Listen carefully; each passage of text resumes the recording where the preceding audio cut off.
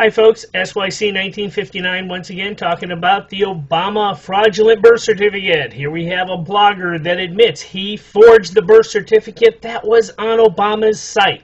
Here it is. You want to Google it, be my guest, and you can see that it is out there. Okay?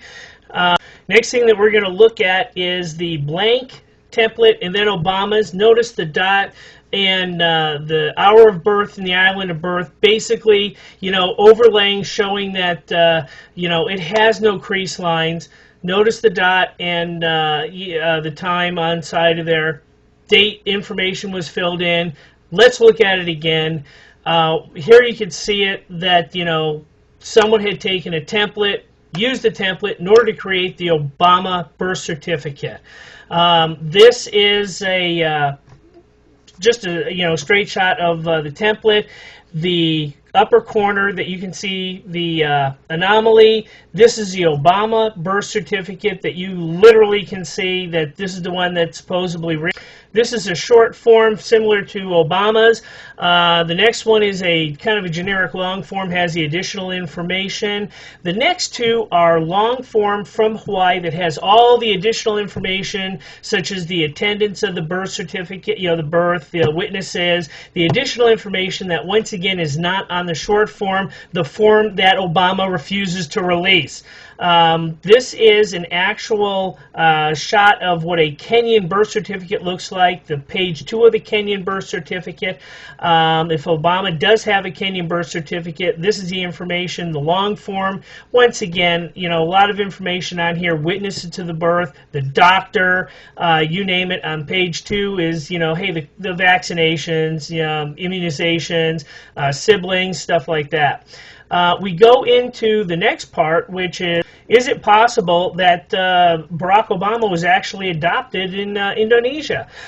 Quite possible. This is his school registration where he was actually listed as Barry Satoro, his race was Indonesian, his citizenship, and that he was a Muslim. Basically what this means is that if Obama does have or had any Indonesian citizenship, he'd automatically be disqualified from running for president of the United States for holding dual citizenship. That is, a pretty big statement right there. We think that he did at one time. Once again, here's some information that Obama did have. The important thing just came out was that Michelle Obama made a comment that, hey, even though that he was adopted by a foreigner, he still loves his country. That should raise suspicions within itself.